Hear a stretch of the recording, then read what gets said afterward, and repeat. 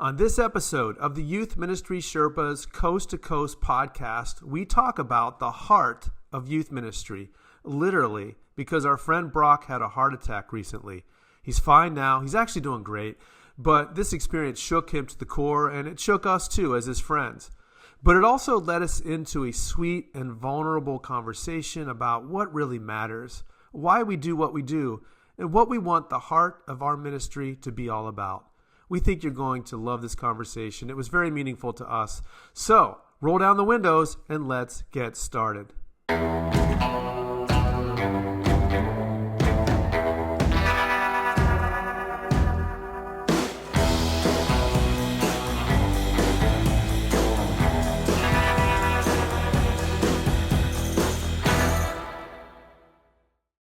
Hi, friends. Welcome back to another episode of the Youth Ministry Sherpas Coast to Coast podcast. My name is Steve Anderson.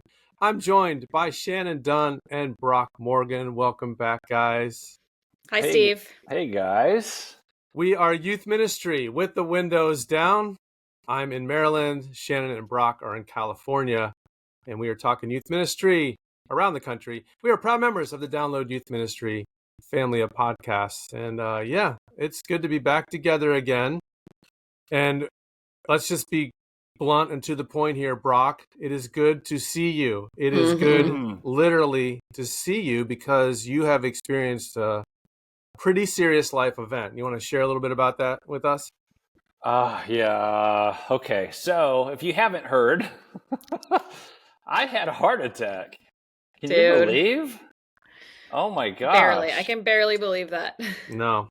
It's actually it was very scary. I felt no doubt.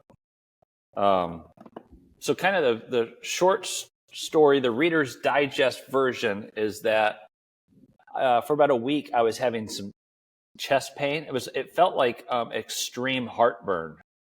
Now 10 years ago, my doctor told me that I had heart disease and that in about 10 years, I was going to have heart issues. So it was pretty close to being, he was pretty right on. It's probably been 11 years. Wow. And you didn't listen? Oh, I'm a 7 on the Enneagram. I just went on with life. Let's go. Yeah, okay. Come on. What can I do in 10 years to make it the best 10 years I've ever had in my whole life? Yay. So I started having terrible heartburn. I was on some medication. I read the side effects, which one of them was heartburn. But this was really bad heartburn. And I thought, well, I'm not going to take this medication. This is terrible. But it kept happening for about a week. I thought, man, I would think this stuff would be through my system by now. So we're hanging out with friends and it happens again. And I'm having a hard time breathing. Terrible across my chest, down both arms to my elbows, burning. And I guess I turned green. And one of my friends goes, "This is not heartburn. There's something, Brock, there's something wrong." And I just dismissed it. No, it's a side effect. It's not a big deal. I'm going to be fine. I can't really stand up. I'm having a hard time breathing, but this will pass. I've been having this each day. The other thing is I was vomiting every day. Oh my gosh, Brock. A couple times a day. And I just thought, man, this medication is terrible. But this lady, my friend, is like, no, this is serious. This is serious. And I kept dismissing her. And she starts crying. Like this was a scene. Brock, you have to go. And she starts crying. This is serious. And I just went, for me, it was like, I didn't want her, I just felt like, well, I need to go because she's so upset. I'll do this for her. Yeah. But she told me later that the Lord told her, if he doesn't go to the hospital, this will be the last time you see him. Oh my gosh. So the next morning, what is that? My phone just started. My Siri was responding to what I was saying. That was weird. Saying, dude. So weird. So the next morning, they wake me up and they're like, "We're gonna go do a heart procedure. We're gonna it's called an angiogram. We're going to go up your arm, up your vein, into your heart with a camera. We're going to see what's happening. And if there's something wrong, we'll fix it on the spot. So I am laying there on the surgical table, and guys, on the table, while they're doing this, I have a heart attack. And so you weren't having a heart attack when you got there. No, it happened. I was just having some cardiac kind of pre stuff. Yeah. And so I have a heart attack on the table, and I mean, it was like an elephant sitting on my chest. Fire down my left arm to my wrist, my right arm to my elbow. And I mean, the worst pain I've ever experienced in my life. And I knew I was dying. I knew this was it. And by the way, I'm awake and can see my heart on the monitor. And it is freaking out. Like I can see it freaking out. And the shocking thing is that I wasn't afraid. I have struggled with the fear of death. There's so much mystery around death, and I know as a Christian, you're not supposed. I've struggled with it. I wasn't afraid at all. In fact, death would have been. I was in such pain, it would have been like welcomed, like in the pain.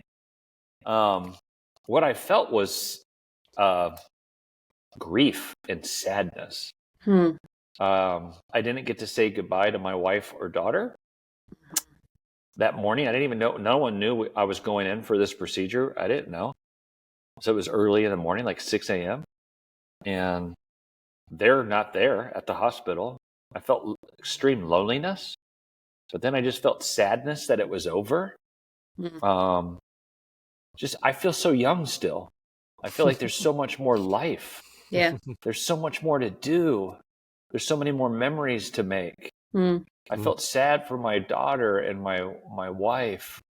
I just was overwhelmed by that. It's odd though, even in that moment, I really love, as youth workers, we love the kids God's called us to.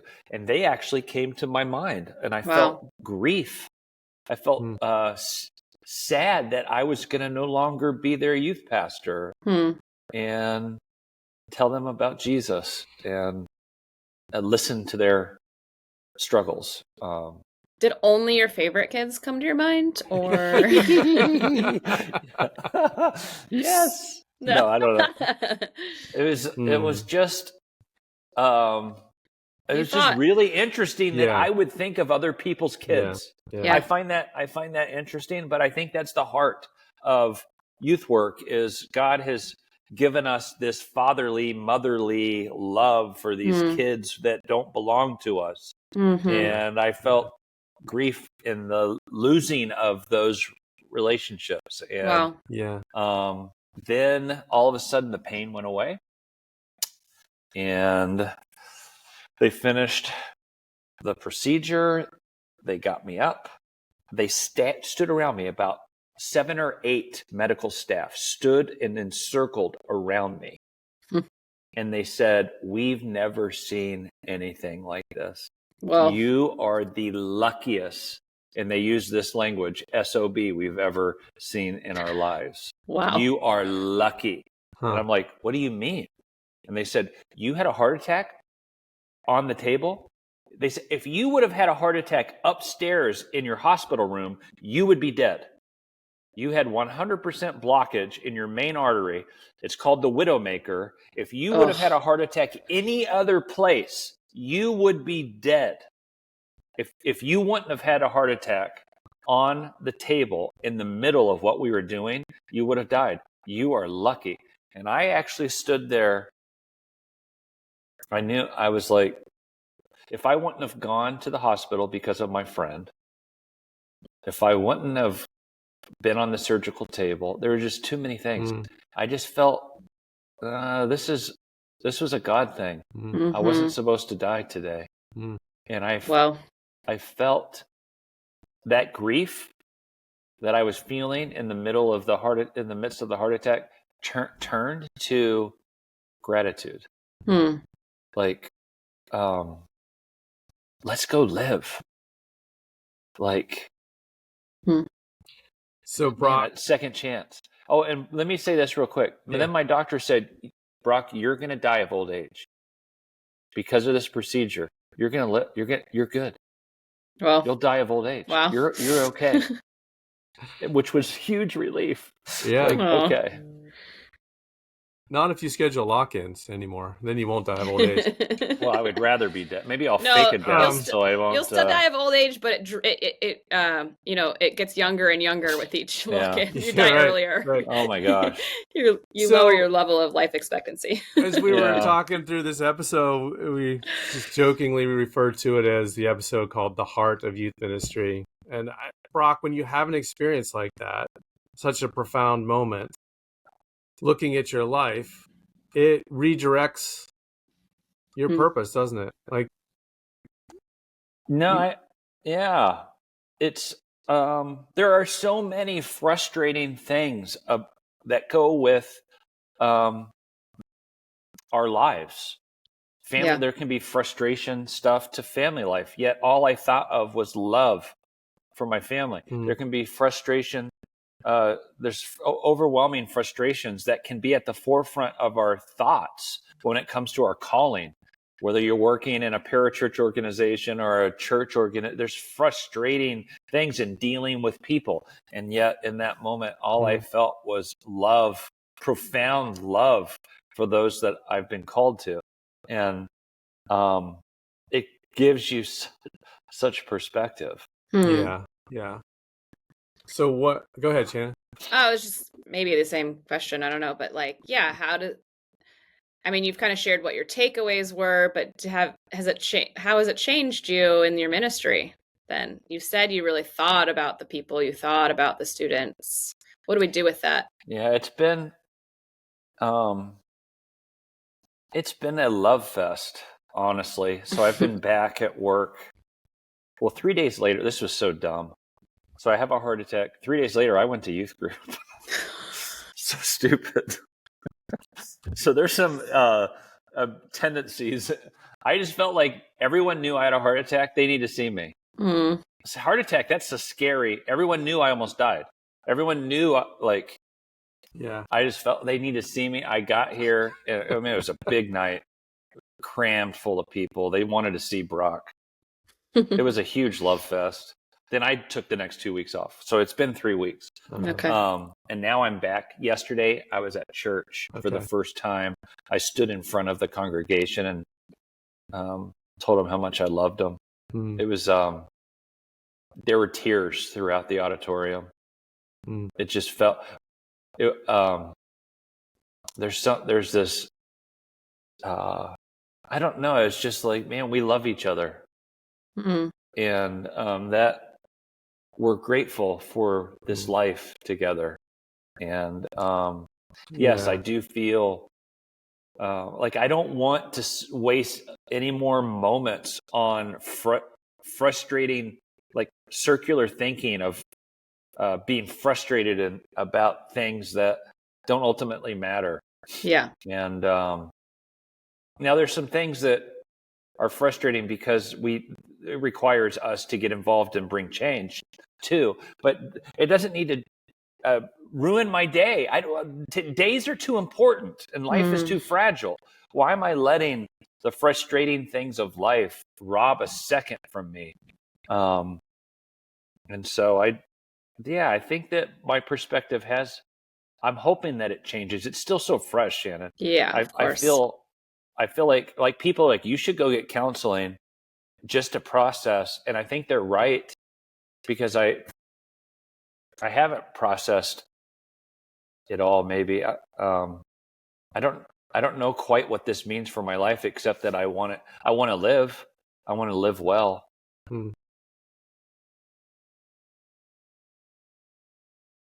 Well, I think, as I process what you've shared and how, it's like, gratitude obviously stood out, but I think it's like letting that gratitude change us or change our ministry even. Like, I know there's been seasons where it's like, can I remember that I love teenagers? Can I remember that I love the people? Can I remember that I love the call God has placed on my life, even when X, Y, and Z, even when, this person's driving me bonkers, even when the mundane work of the day felt so exhausting, I didn't even want to do youth group anymore, or, even when whatever it is. I think it's like really looking at why do we do this? And I almost want to ask my question. I haven't processed this. I'm just saying it out loud. What would I, if I left, or what if I leave, like, what would I miss about youth ministry? Or I just think that's an interesting question to check in with ourselves. Like, if I was unable to do this any longer, what would I miss about youth ministry? Yeah, I love that you said the kids came to your mind. I just I love that. Yeah, I think that it comes back to the people, and it's the people that frustrate us and capture our hearts at the same time. And I think about kids who are struggling to enter into our group and contribute to the mission. They're disruptors in a negative sense. And I feel at times frustrated by them. They drive their small group leader. They discourage their small group leaders. And I go, man, that's frustrating. I want them to get, but it's them that I love and am called to. And how is my perspective even on seeing them and visioning them? I do think that when these things happen in life, it's almost like a second chance. It's like it's spring all over again. And it's like a new school year, or it's like a redo. And I want to see them differently. I want to love them well.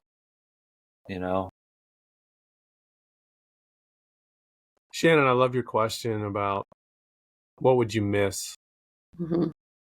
And so much of this podcast and its creation and even its content over the years has been about the work of youth ministry, which I do love and have passion for the work itself, all of it, like, the creation of events and the programming and the community around youth ministry and the friendships and the leadership development and all of that stuff is stuff that I love.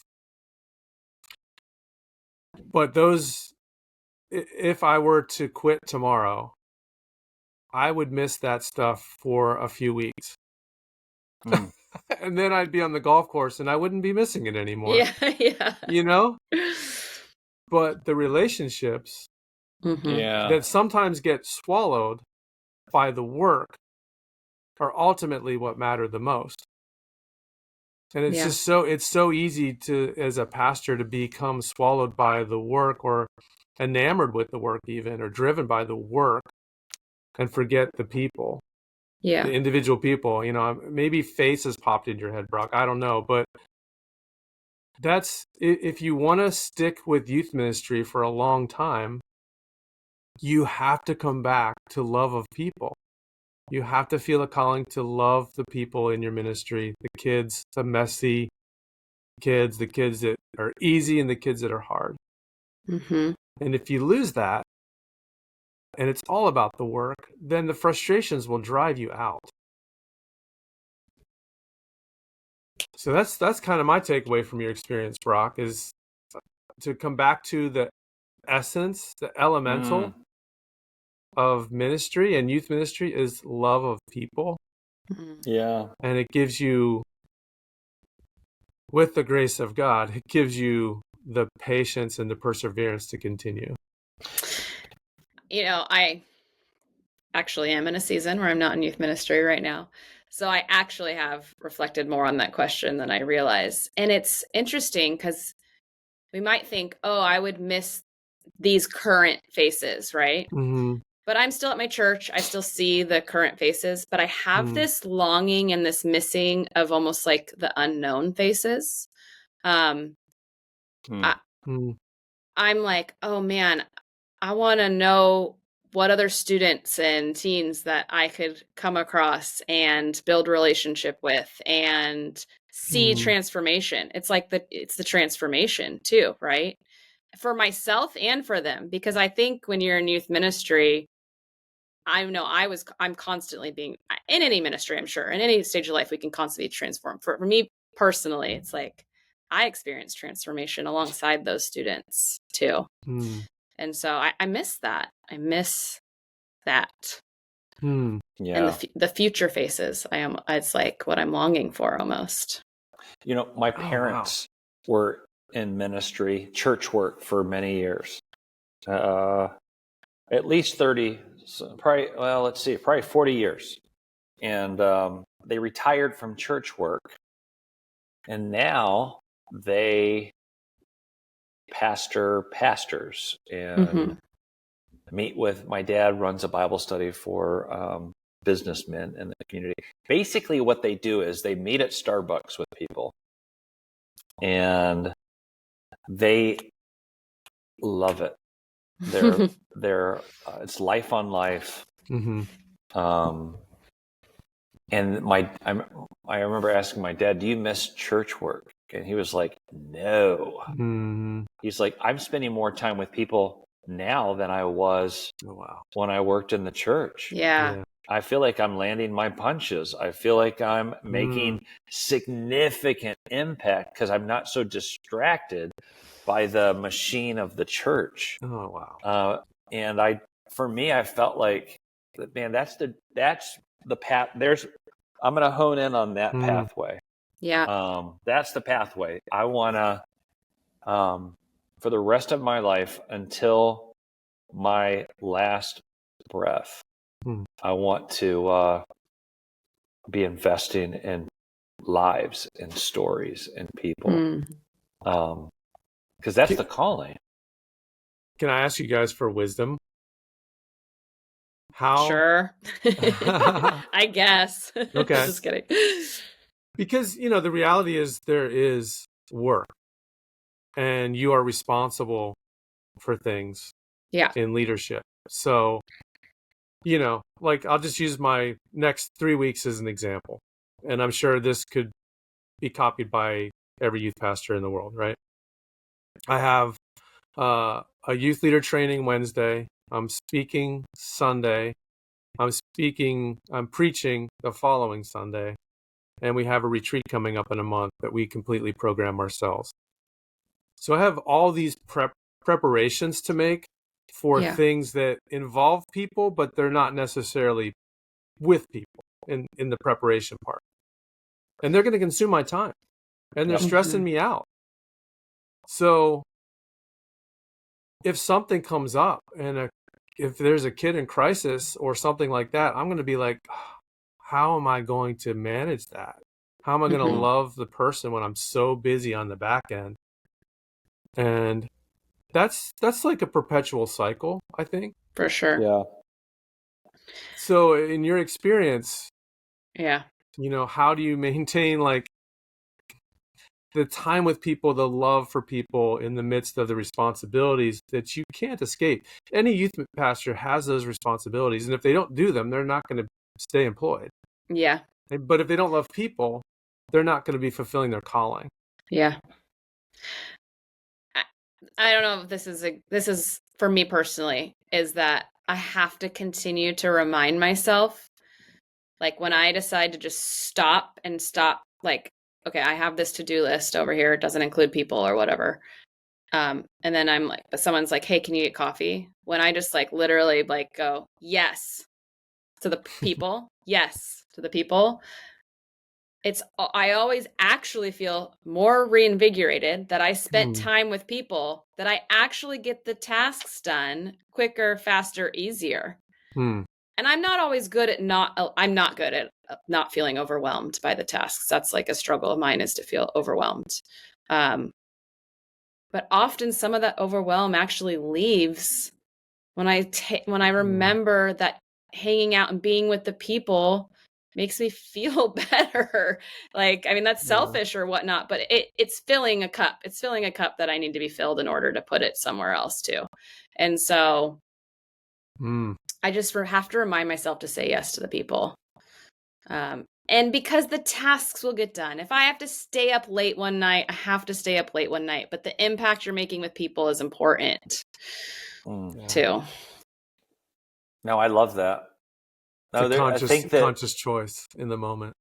Yeah. Well, yeah, and I think that in the midst of the busyness of our tasks that are not people centered, they're done with love, because ultimately, even the tasks we do are about them.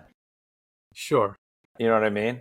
Yeah. And so I'm praying and working, and even when I'm away from them, it's about them. And I can't lose that perspective. But then I'll also say this, that we're in an interesting, so we're kind of like, we're like a church plant, and our launch was January 21. So this youth group is pretty new. I have chosen to be less organized and more people centered at this stage of our ministry life. Okay. Which means I'm frustrated at times, because I'm an organizer. I like things organized. I like things in their place. I like structure and systems. I thrive with those things. I know that I'm seen as maybe a creative or whatever, but to be honest, the way my mind works, I need structure and systems. And I've just chosen to let things be less organized. If I had to pick, I'm picking people. Yeah. And then as our ministry builds and we can get more volunteers or maybe do some hires, I'll fix that organizational thing, because that's secondary. It can't be primary. And I have to, so when I'm feeling frustrated by crap, that's not what I want it to be. I have to remind myself, but kids feel loved here. Yeah. Like, they know we're family here. And so it's sometimes in youth work, especially because we tend to be under-resourced at times, to not let that frustration of it not quite being what we want it to be yet, rob from caring for individual kids, right? And that's hard. Yeah. I find it hard for me. The thing that frustrates me the most currently is that we are not organizationally what I want us to be yet. So I feel that. And then I freaking almost die, and everyone surrounds you, and they're like, we don't care. We just, we love each other here. Like, that's not what was in my mind. Yeah. Gratitude will always bring you back to your true calling, won't it? To the main thing rises, doesn't it? Yeah. The important stuff becomes the center. Shannon, you said you love thinking about, or you think about the students, the future students, because you don't get to interact with them as much as you'd like now. Yeah. That is so refreshing for me to hear. It's convicting for me to hear, because I spend a lot of time thinking about the students who've gone before, you know? And because I am a sentimental person, I think about the students who've gone before and all those relationships, and I value them. And I'm thinking, I'm 59. The end is in sight, or at least it's on the road somewhere. And I've asked myself, like, I wonder which class is going to be my last class. Every year when we bring new students in, Yeah. But it's good to be reminded that every new face that walks in, or every new face that will walk in, is a new opportunity for relationship. And as long as is I'm able to do this, that's a gift. And Brock, you're experiencing that gift. You've been given that gift back, and now you have a heightened appreciation of it. So, well, I think isn't wisdom is not just learning from our own experiences. Wisdom is also learning from other people's experiences. Yes. And so when we hear other people's stories of perspective. Yeah, so thanks for having a heart attack instead of us. I appreciate that. So we can learn from your heart attack and not our own. Let my near-death, painful agony of an experience. Anything else you want to teach us with your own painful experiences, feel free. Exactly. I'll take it. No, because it's like, may my experience that caused me to live with an overwhelming sense of gratitude. Mm-hmm. Take it as yours. Like, live that out too. And let it remind you of your true calling. Yeah, you're going to work your tail off to be as organized as you can in the details of your ministry, so you're not frustrating parents and leaders and students. But also let it remind you of each moment you're with someone matters. Mm-hmm. Yeah, that's awesome. And you know what, Brock? Your kids, they're getting concentrated love. Mm-hmm. Concentrate, like liquid concentrate. Your love has been filtered down into a deeper place because of this experience, and they're going to receive that. So that's a gift to them that maybe you would rather not have had to experience to give them, but I think they're going to receive that. And that's pretty cool. Dude, I do it 100 times. I do it 100 times over. No, as long as I don't die. Heart attacks? No, you wouldn't. Dude. Once is enough. I would have been so mad if we had shown up, because we got together like 4 days after your heart attack. If Steve and I had just shown up and then like Brock wasn't here and then we're like, he had a heart attack. We've been like, what the heck? We have a podcast to record, Yeah, come on, Brock. Brock, what are you doing? Jeez. Talk about letting down your friends. Yeah, my sister has had a pretty serious medical condition this summer, and I told her, she came over to visit me this past Saturday. I was like, you were just getting too much attention. Oh my gosh. Jeez. Notice, Steve, he didn't mention that as he was almost dying, he thought about you and I and how much he would miss us. But it's fine. That's okay. Hey, there was a general feeling. If he got you from his wife to his daughter to his students. We were next, Shannon. We were next. Okay, you're right. He just wasn't on the table long enough. I wasn't on the table long enough. Exactly. Anyway, I love you guys. Oh, we love you too, Brock. Oh, this has been good. I'm glad we're still around to have these conversations together. Me too. Amen. Yeah. Oh, thank you, Jesus. Well, if you want to send a get well card to Brock, you can send it to youthministrysherpas@gmail.com. You can also go out and give us a 5-star review. Give Brock's heart a 5-star review. It would do my heart good. It would do his heart good. The heart of youth ministry is loving people. We hope this has been a great reminder of that. We will be back soon with another episode of the Youth Ministry Sherpas Coast to Coast. Until then, keep that heart beating, guys. Let's go. You sing us out, Brock. I'm coming back to the heart of youth work. Yeah. All right. All right.